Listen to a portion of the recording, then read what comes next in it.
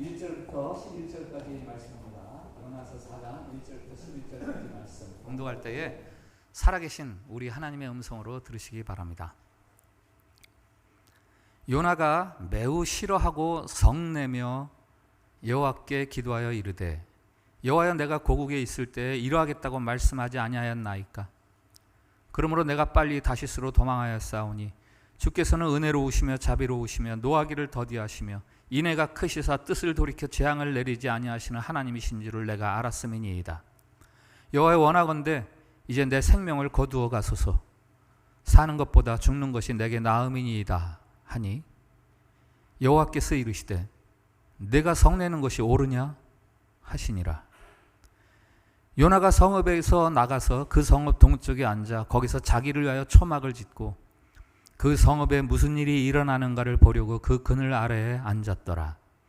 하나님 여호와께서 박농쿨을 예비하사 요나를 가리게 하셨으니 이는 그의 머리를 위하여 그늘이 지게 하며 그의 괴로움을 면하게 하려 하심이었더라. 요나가 박농쿨로 말미암아 크게 기뻐하였더니 하나님이 벌레를 예비하사 이튿날 새벽에 그 박넝쿨을 갉아먹게 하심에 시드니라. 해가 뜰 때에 하나님이 뜨거운 동풍을 예비하셨고 해는 요나의 머리에 쪼임에 요나가 혼미하여 스스로 죽기를 구하여 이르되 사는 것보다 죽는 것이 내게 나으니이다 하니라. 하나님이 요나에게 이르시되 내가 이 박넝쿨로 말미암아 성내는 것이 어찌 옳으냐 하시니 그가 대답하되 내가 성내어 죽기까지 할지라도 옳으니이다 하니라. 여호와께서 이르시되 내가 수고도 아니하였고 재배도 아니하였고 하룻밤에 났다가 하룻밤에 말라버린 이 박넝쿨을 아꼈거든. 하물며 이 큰 성읍 니느웨에는 좌우를 분별하지 못하는 자가 12만여 명이요 가축도 많이 있나니 내가 어찌 아끼지 아니하겠느냐 하시니라. 아멘. 샬롬. 샬롬. 예, 우리 옆에 분들하고 밝은 얼굴로 서로 축복의 인사를 나누겠습니다. 하나님께서 우리를 사랑하십니다.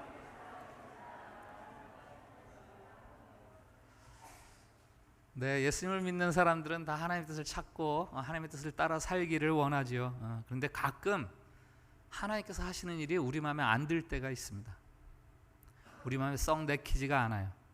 어떻게 이 일을 안 할 수 있을까 기피하는 경우가 생기기도 하고, 심지어는 하나님이 원하시는 그 일 때문에 내가 짜증이 나기도 하고 화가 나기도 합니다.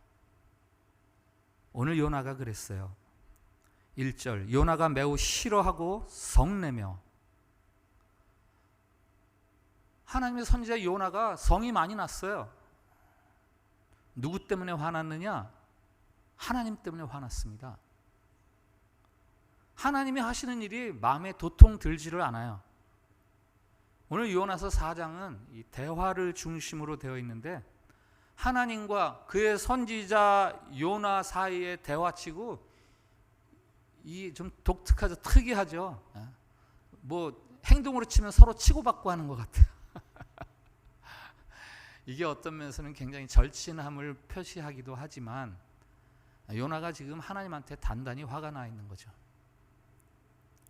오늘 이 4장 말씀은 두 단락으로 나눌 수가 있습니다. 1절부터 4절까지 제목을 붙인다면 성내는 요나, 요나가 화를 내다. 1절 요나가 매우 싫어하고 성내며. 그 이유가 뭐죠? 하나님이 심판하시겠다고 하셨던 니느웨를 심판하지 않으셨어요. 니느웨를 용서하셨습니다. 이 사실이 요나로서는 참을 수가 없어요. 3절에 그 일로 요나가 하나님께 뭐라고 하느냐? 니느웨를 살리셨어요? 차라리 절 죽이세요. 니느웨를 살리시다니요. 그럼 저 죽이세요. 왜 이렇게 화가 났나요? 니느웨는 이스라엘의 적국이죠. 아수르의 수도. 아수르가 북이스라엘을 멸망시켰잖아요. 그리고 남유다도 계속해서 괴롭힙니다. 그리고 이 아수르가 주변의 작은 나라들 침략하면서 아주 잔인하기로 유명한 나라예요. 그래서 별명이 동방의 망나니, 이 아수르 별명입니다. 요나는 이스라엘의 대적자, 이스라엘을 망하게 한 자, 동방의 망나니, 아수르, 니느웨, 하나님이 심판하기를 원했어요. 그런데 하나님이 용서해 주시고 구원해 주시니까 그 하나님이 싫어집니다. 2절에 내가 빨리 다시스로 도망하여 싸우니. 하나님이 요나에게 니느웨에 가서 하나님의 심판의 메시지를 전해라 라고 했을 때 요나가 니느웨로 가지 않고 반대편 다시스로 도망갔던 이유가 여기에 있습니다. 요나는 니느웨가 멸망당하기를 원했지 니느웨가 하나님 앞에 용서받고 구원받기를 원한 게 아니에요. 두 번째 단락 5절부터 11절 제목을 붙인다면 글쎄요, 설득하시는 하나님, 하나님이 화가 난 요나를 달래시죠. 설득하십니다. 그 설득하는 방법은 이틀간에 걸쳐서 이 실습 교재를 갖추고 실제로 이제 단계별로 학습을 시키는, 그게 하나님이 달래시는 방법이에요. 첫 번째 학습 1단계. 첫 번째 날이죠. 요나가 성 동편으로 가서 성에서 도대체 무슨 일이 일어나나 보려고 초막을 짓고 그 안에 들어가 있는데 하나님께서 박농쿨을 하나 거기다 심어주셨어요. 박농쿨이 생겨서 햇빛이 뜨겁게 내리쬐는데 시원한 거예요. 그늘 때문에. 그때 요나의 마음이 6절에 마지막에 나와 있습니다. 요나가 박농쿨로 말미암아 크게 기뻐하였나니.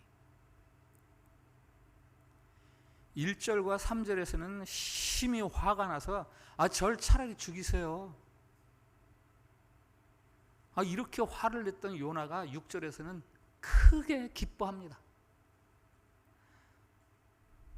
박농쿨이 싹 그늘을 가려주니까 살만하거든요. 학습 2단계 두 번째 날 벌레가 한 마리 나타나서 그 박농쿨을 갉아먹어요. 박농쿨이 시들어요. 그리고 아주 그냥 뜨거운 동풍이 불어가지고 숨 막힐 정도로 그렇게 뜨거워지면서 그늘이 없어지니까 햇빛이 들어오면서 요나가 힘들죠. 8절에 요나가 혼미하여, 이 혼미하다 이 말이요, 다른 성경에는 기절할 지경이 되었다. 그때 요나가 말하죠. 사는 것보다 죽는 것이 내게 나으니이다. 크게 기뻐했던 요나가 다시 또 화를 내는 거예요. 그때 하나님이 요나에게 물으십니다. 요나야, 내가 지금 박농쿨이 없어졌다고 그렇게 화내는 게 옳으냐? 요나가 대답하죠. 내가 죽을 정도로 성을 내도 합당한 거 아니에요? 재밌죠? 하나님의 마지막 말씀이 10절, 11절 말씀 다 같이 한번 읽도록 하겠습니다. 같이 읽습니다. 시작. 여호와께서 이르시되 내가 수고도 아니하였고 재배도 아니하였고 하룻밤에 났다가 하룻밤에 말라버린 이 박농쿨을 아꼈거든. 하물며 이 큰 성읍 니느웨에는 좌우를 분별하지 못하는 자가 12만여 명이요 가축도 많이 있나니 내가 어찌 아끼지 아니하겠느냐 하시니라. 이런 말씀이에요. 요나야, 너 생각해봐. 야, 박농풀 생긴데 너 돈 들인 거 있어? 너 땀 한 방울에도 흘렸어 네가? 근데 그게 그렇게 사랑스러워? 그냥 잠시 내게 유익을 준다고 그거 없어졌다고 그렇게 화를 지금 네가 내고 있잖아. 너 그거 무척 아꼈던 모양인데 저 니느웨를 한번 좀 봐봐. 니느웨는 지금 나를 모르고 좌우 분별하지 못하고 살아가는 사람들이 12만 명이고 가축도 많고 내가 그것들을 아끼는 게 그게 마땅하지 않냐? 이게 하나님의 마지막 말씀입니다. 여러분, 오늘 본문에서 요나와 하나님의 공통점이 있죠? 뭐예요? 자기가 사랑하는 것에 대한 애착이 아주 강력합니다. 아끼는 것이 있어요. 요나는 햇볕으로부터 자기를 시원하게 막아주는 그늘을 만들어주는 박농쿨, 그게 그렇게 사랑스럽고 소중하고 아까운 거예요. 그것이 시들었을 때 죽고 싶을 정도로 화가 났다 그러잖아요. 하나님은 뭘 아끼세요? 하나님은 니느웨를 아끼셨어요. 비록 하나님을 알지 못하고 자기 힘을 의지해서 악을 행하는 나라로 알려져 있지만 그 안에 있는 사람들, 그들이 구원받기를 하나님이 원하셨습니다. 좌우를 분별하지 못하는 어리석은 사람들, 그들이 하나님에게는 불쌍하게 여겨졌어요. 여러분이 애착을 가지고 정말 소중하게 여기는 것들이 있다면 그것은 과연 무엇입니까? 이런 이야기가 있어요. 어떤 사람이 월드컵 축구 결승전에 수십만 원 들여서 티켓 겨우 어렵게 한 장 구해가지고 경기장에 들어갔는데요. 그런데 옆에 앉은 할아버지가 티켓을 2장이나 갖고 있는 거예요. 근데 옆자리 하나가 비어 있어요. 보니까 그 할아버지가 갖고 있는 표 중에 하나가 그 옆좌석이에요. 그 물었습니다. 할아버지, 그 옆자리 누구 자리예요? 여기? 이게 내 마누라 자리지. 그 할머니 어디 계신데요? 내 마누라는 지금 죽었어. 아유, 그러면은 그 아까운데 아들이라도 데리고 오시지. 그걸 비워뒀어요? 내 아들? 내 아들은 지금 지 어미 장례식에 가 있지. 안 웃기세요? 접수가 잘 안 돼요?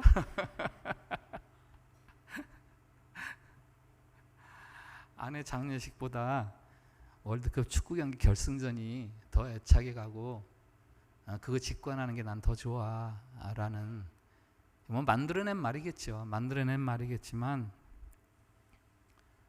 우리가 무엇을 더 소중히 여기고 무엇을 더 아끼고 무엇에 애정을 가져야 하는가를 돌아보게 하는 그런 농담입니다. 우리는 생명 아닌 걸 너무나 소중하게 여겨요. 생명과 관련 없는 걸 너무나 집착하고 살리지 못하는 것들에 우리 목숨을 겁니다.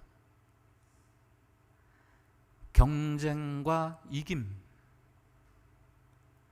비교와 따돌림, 질주와 앞서감, 자로잼, 그리고 줄 세우기, 내 편, 네 편, 편가르기. 이 사랑하기에도 모자라는 인생을 이런 생명과는 아무 상관도 없는 것들에 소진하고 있습니다. 하나님이 아끼시는 게 있어요. 하나님은 사람을 아끼십니다. 하나님은 생명을 소중하게 여기세요. 선지자 요나에게 하시는 말씀 속에 그 생명을 아끼시는 하나님의 마음이 그대로 담겨 있어요.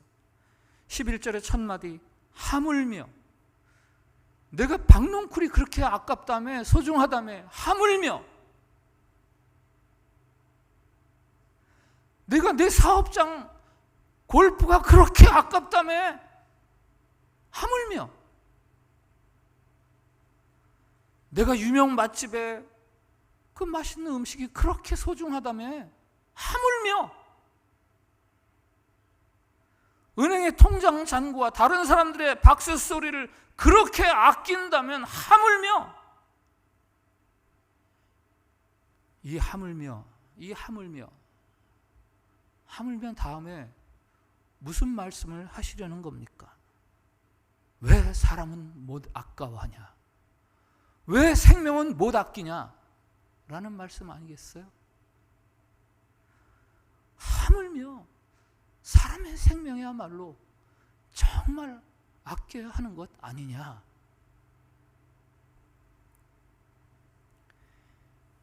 2절의 요나의 말을 들어보세요. 주께서는 은혜로우시며 자비로우시며 노하기를 더디하시며 이내가 크시사 뜻을 돌이켜 재앙을 내리지 아니하시는 하나님이신 줄을 내가 알았음이니이다. 그렇습니다. 하나님은 언제나 어디서나 어떻게 해서든지 사람들을 살려내고 생명을 생명답게 만들게 하시는 일에 온통 하나님의 관심을 쏟고 계십니다. 요나서 4장에서요, 하나님이 요나에게 하시는 말씀 중에 의문문이 3개 나와요. 먼저 4절에 네가 성내는 게 맞아? 네가 성내는 것이 옳으냐?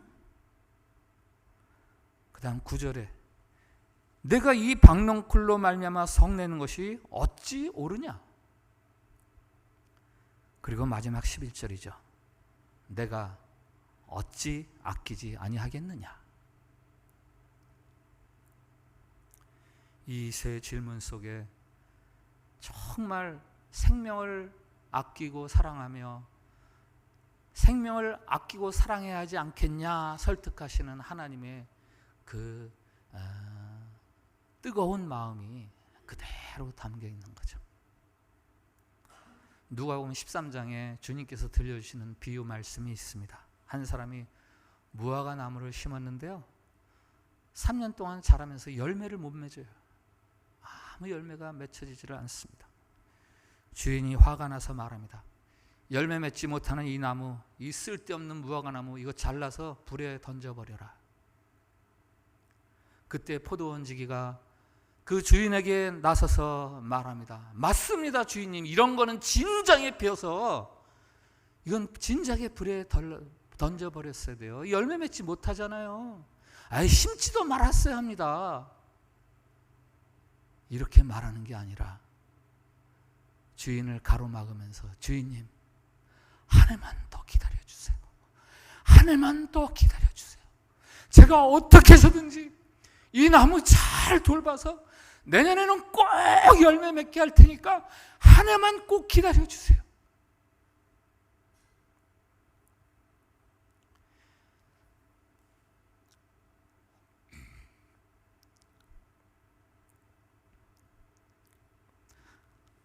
생명을 아끼는 마음.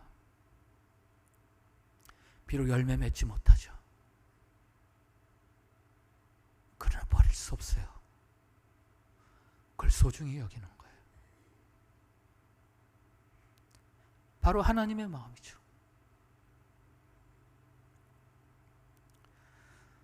모든 사람이 구원에 이르기를 원하시는 하나님, 자신이 가지고 계신 가장 좋은 것들을 모든 사람이 다 나누어 갖기를 원하시는 하나님 아버지, 그게 이루어지지 못하면 잠을 이루지 못하시는 하나님,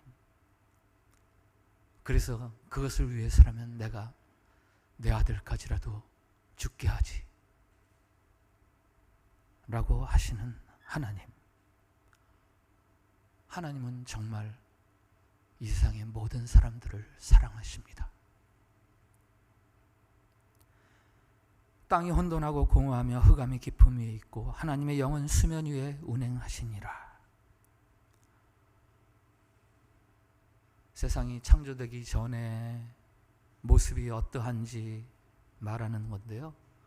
혼돈과 공허와 어둠과 절망, 가능성 제로.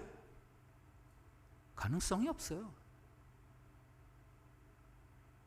갈팡질팡, 무질서, 혼탁하고 무너져 내리고. 그런데 이것들을 품고 하나님의 신이 운행하세요. 여기 신이 수면 위에 운행한다. 운행한다. 라하프. 이게 새가 알을 품다 이런 뜻입니다. 또 다른 뜻으로 움직인다, 흔든다.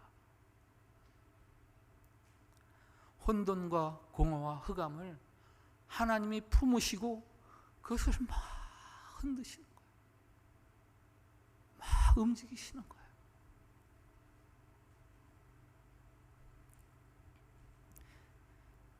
이런 상상을 해봤습니다.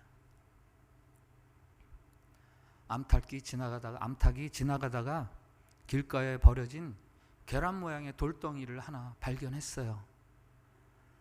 와, 이건 내가 알고 있는 계란하고는 너무나 다르네. 모양은 비슷한데 차갑고 딱딱하고 거칠고 비교가 안 돼요. 그런데요, 이 닭이 그 돌멩이에게 사랑이 생기는 거예요. 그래서 그 돌멩이를 품습니다. 계란을 품듯이 품어요. 그리고 따뜻하게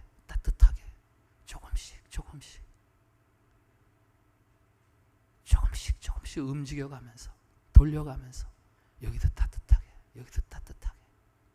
자기 품 안에서 계속 그것을 품어서 움직여줘서 언제까지? 그 안에서 생명이 생겨서 병아리가 나올 때까지. 뭐 과학적으로는 있을 수도 없는 이야기죠. 그러나 영적으로는 상상할 수 있는 이야기예요. 이게 창세기에 이 세상을 지으신 하나님의 이야기거든요.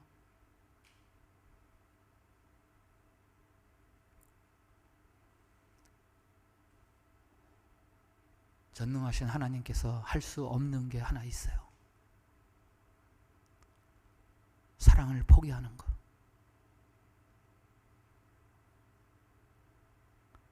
내가 어찌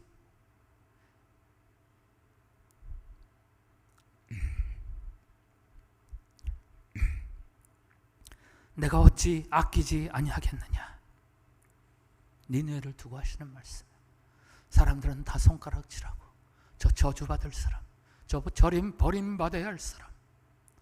그런데 하나님께서 내가 어찌 아끼지 아니하겠느냐. 영어 성경에 보니까요, Should I not have concern? 도치법, 의문문. 강조하는 거 아닙니까? 난 너무 아까워. 난 그들이 너무 아까워. 라는 거 아니에요?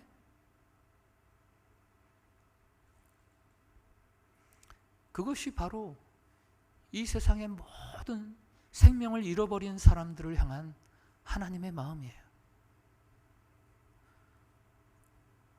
세 주째 연속해서 복음 증거의 삶, 선교적인 삶에 대한 말씀을 가지고 여러분과 함께 나누고 있습니다. 여러분, 선교를 위해서 가장 중요한 게 뭘까요? 넉넉한 재정? 그것도 필요하겠죠.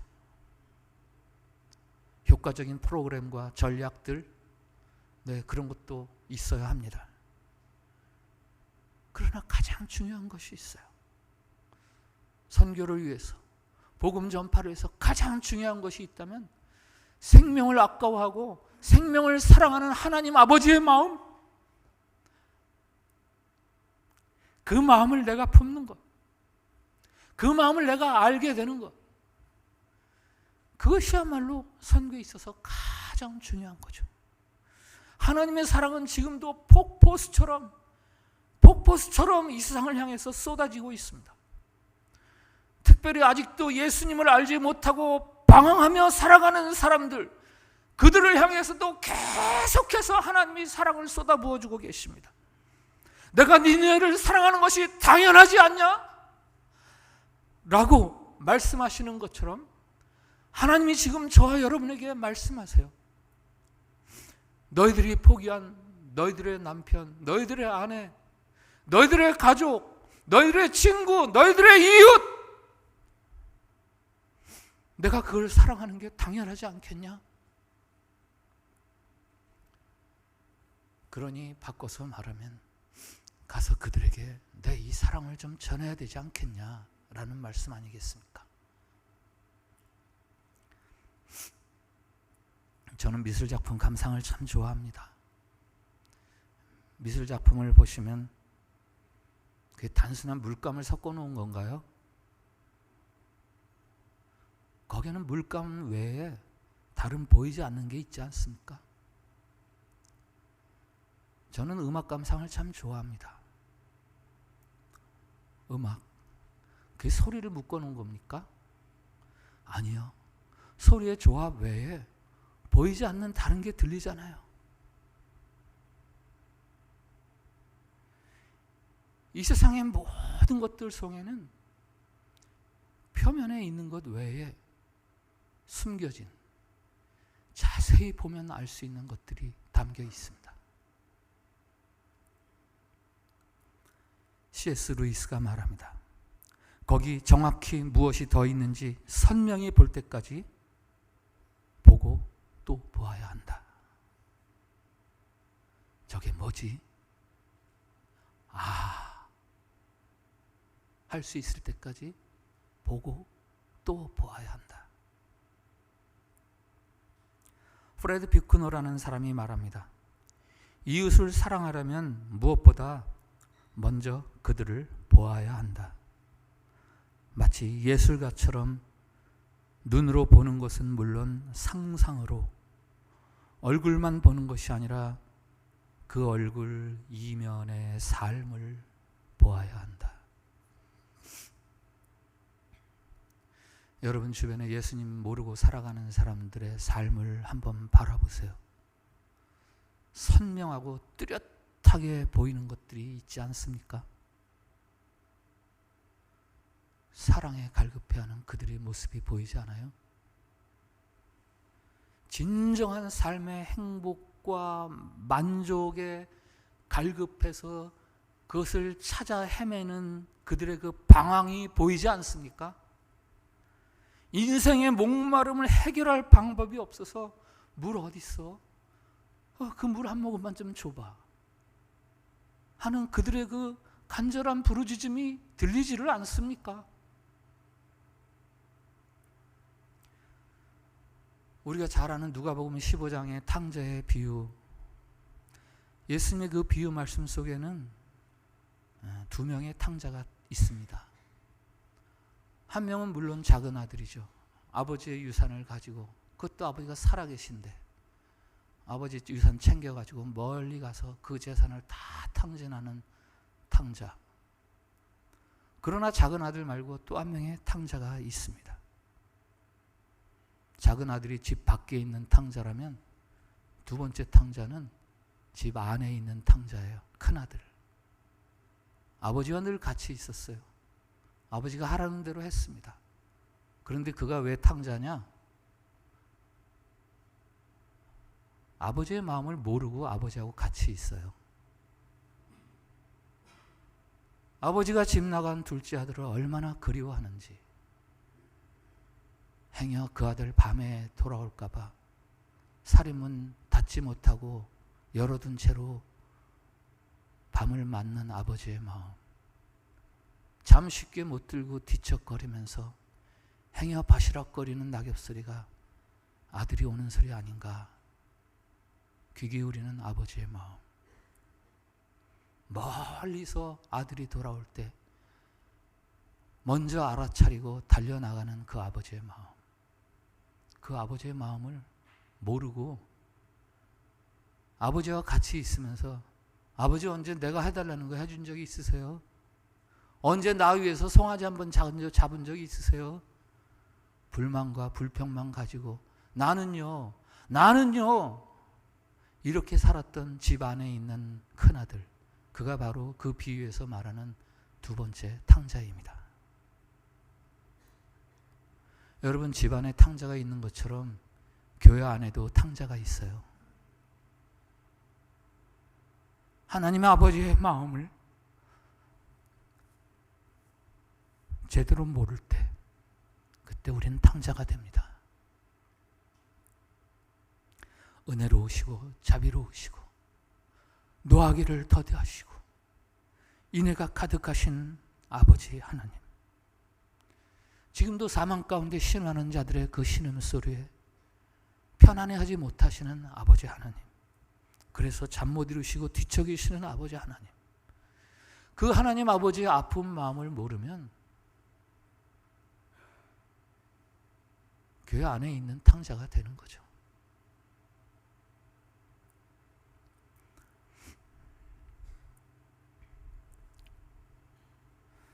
이 세상의 모든 사람들에게는 하나님이 필요해요. 하나님이 필요하지 않은 사람은 없습니다. 저 사람은 하나님을 필요로 하지 않아 라고 말할 정도로 그렇게 보이는 사람들이 있습니다. 그러나 아까 잘 보라 그랬잖아요. 모든 사람들의 그 영혼의 깊은 바닥 속에는 하나님이 아니고서는 채울 수 없는 그 깊은 근원적인 자리가 있고, 그 자리를 채우지 못한 사람들은 늘 공허하게 방황하면서 이 자리를 누가 채워줄꼬, 이 자리를 누가 채워줄꼬.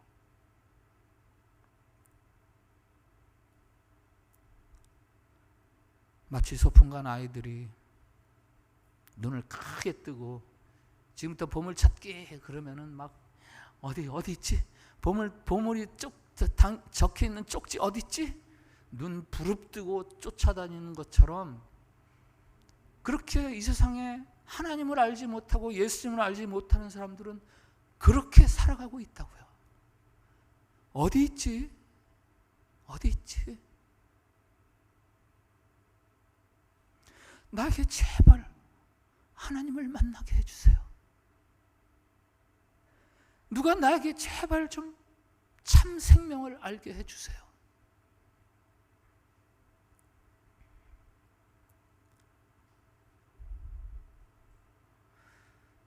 19세기 중반의 시인 에밀리 디킨슨이 이렇게 말합니다. 나는 천상의 왕으로 불리우느니 차라리 사랑받는 쪽을 택하겠노라. 하늘의 왕으로 있는 것보다 사랑받고 있음을 아는 게 더 좋다라는 말 아닙니까? 예수님의 복음이 뭐예요? 하나님이 우리를 사랑하신다는 거 아닙니까? 이 세상에 아무리 호의호식하며 위세당당하게 그렇게 살아갈지라도 하나님의 그 사랑을 모른다면 그 사람들은 정말 참 삶을 살지 못하는 사람들 아닙니까? 인간이 사랑받는 것에 얼마나 굶주려 있는지, 사랑받는 것이 얼마나 소중한 경험인지, 그들의 부르짖음을 외면하는 우리의 이 이기적이고 도도한 영적 태도는 오늘 요나와 마찬가지로 하나님 앞에 맞서면서 나 이렇게 사는 건 마땅하지 않아요? 이런 도도한 그런 태도로 하나님 앞에 맞서는 거죠. 오늘 요나서 말씀 4장은요 요나에게 들려주시는 하나님의 말씀으로 끝나요. 그냥 요즘은 이걸 열린 결말 뭐 이렇게 이야기하죠. 그 다음 이야기는 독자들의 상상에 맡기는 거. 오늘 요나서 어떻게 끝납니까? 하나님께서 내가 저들을 사랑하는 게 마땅하지 않아? 하고 끝나요. 11절. 그럼 만약에 그 12절에 그 말을 듣고 이제 요나가 어떻게 했는가는 각자가 쓰는 거예요. 내가 저들을 사랑하고 아끼는 것이 마땅하지 아니하냐? 라는 하나님의 말씀을 들으면 이제 그 다음에 12절은 우리 각자가 이제 쓰는 겁니다. 아, 하나님 그러셨군요.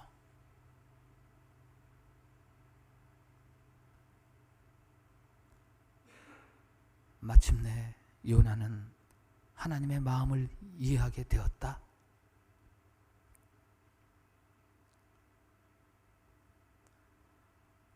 (2023년) 표 영적 진지를 더 견고히 하라. 세 번째 실천사항, 복음에 대한 담대한 자랑과 증언, 선교, 전도, 복음 증거. 이런 말을 들으면 아직도 마음이 내키지 않으시는 여러분, 못마땅해 하시는 여러분, 니네를 앞에 두고 요나를 설득하시던 하나님이 오늘 2023년을 살아가시라는 여러분을 설득하고 계시는 그 음성을 새겨 들으십시오. 내 사랑을 그들에게 보이지 않고는 내가 도무지 견딜 수가 없구나.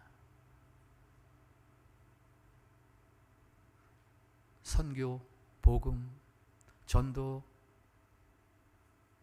이것은 이 같은 하나님의 음성을 듣는 거기서부터 시작이 되는 겁니다. 올 한 해 이 음성을 내내 들으면서 살아가실 수 있기를 축복을 드립니다. 오늘 말씀 앞에서 드리는 우리의 공동 기도문이 있습니다. 주님, 우리가 무엇을 아끼고 소중히 여겨야 하는가에 관한 참된 분별력을 주시옵소서. 주님, 주님을 모른 채 살아가는 사람들을 향한 하나님의 마음을 우리가 공감하게 하옵소서. 주님, 하나님을 하나님으로 인정하는 세상을 위한 과정에 우리가 힘껏 참여하게 하옵소서. 우리 기도를 같이 드리겠습니다. 시작. 주님, 우리가 무엇을 아끼고 소중히 여겨야 하는가에 관한 참된 분별력을 주시옵소서. 주님, 주님을 모른 채 살아가는 사람들을 향한 하나님의 마음을 우리가 공감하게 하옵소서. 주님, 하나님을 하나님으로 인정하는 세상을 위한 과정에 우리가 힘껏 참여하게 하옵소서. 아멘. 제가 기도하겠습니다.